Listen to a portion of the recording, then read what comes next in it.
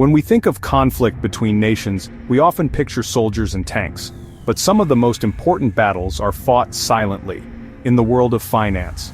This is the story of a 15-year financial struggle between the United States and China, beginning in the aftermath of the 2008 global financial crisis. The U.S., through its central bank, the Federal Reserve, has long dominated the global financial system, with the dollar as the world's main currency. After 2008, the U.S. used its financial power to recover, but these actions had huge effects on other countries, especially a rapidly rising China.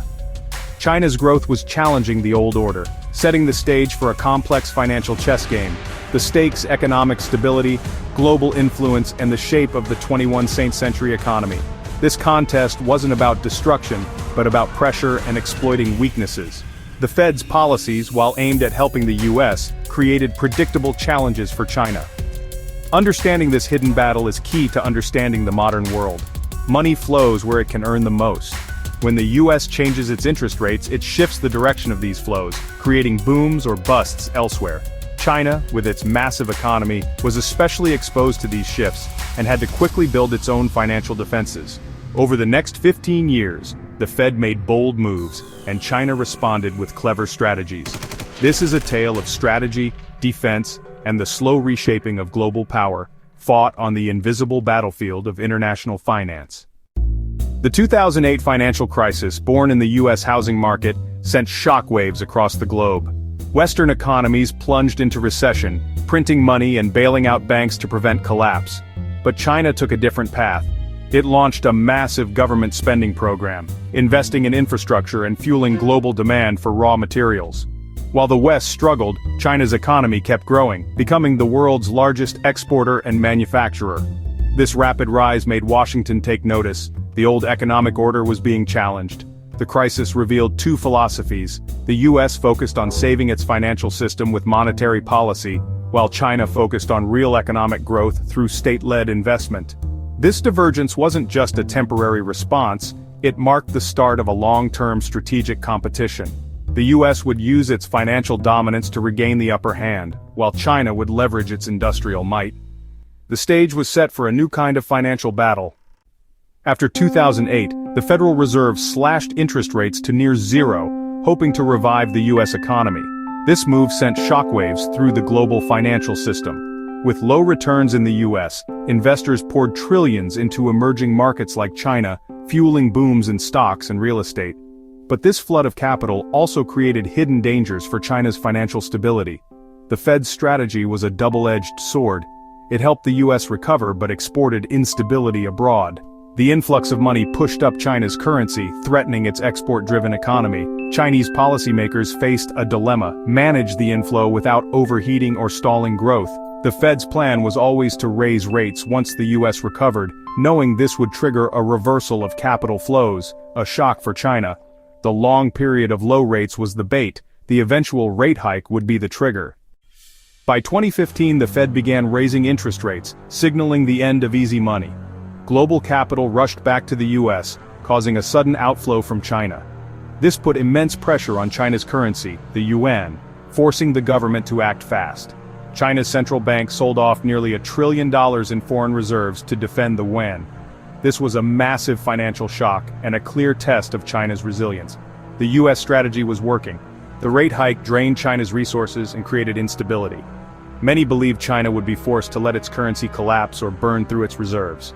This was the trapped capital outflows designed to slow China's economy and force policy changes, but China had been preparing and had its own countermoves ready.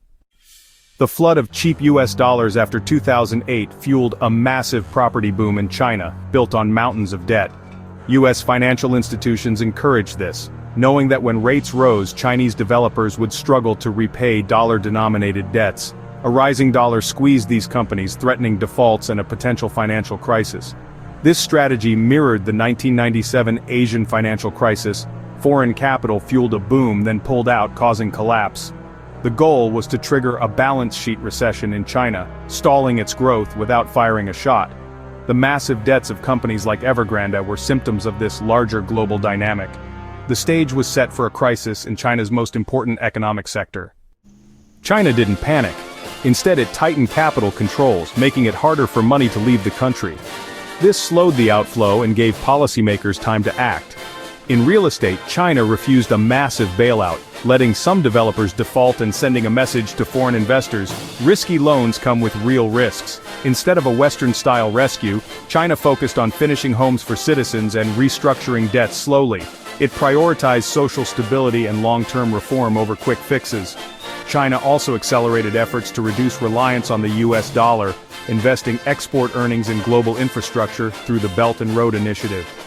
By turning dollar holdings into strategic assets, China began breaking free from US financial dominance.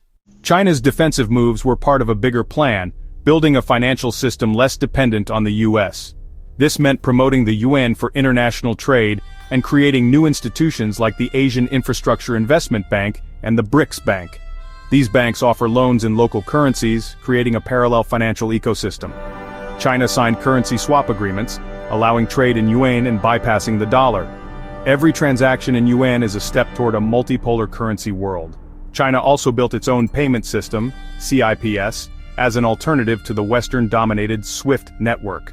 This technological decoupling is a critical part of China's long-term strategy for financial independence. The 15-year financial contest between the US and China has reshaped the global economy.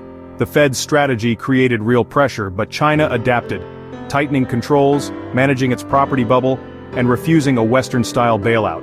The experience convinced Beijing to accelerate efforts to break free from dollar dependence. Now the world is moving toward a multipolar financial system. China's promotion of the yuan, new development banks, and alternative payment systems are all part of this shift. Other countries are also seeking to diversify and reduce their vulnerability to the dollar. The dollar's dominance is eroding and the global system is becoming more complex. The US-China relationship will remain central to this transformation. The quiet financial war that began in 2008 isn't over. It's entered a new phase. China is now building its own sphere of financial influence. For global businesses and policymakers, understanding this dynamic is essential. The silent battle for financial supremacy continues, shaping the future for all of us.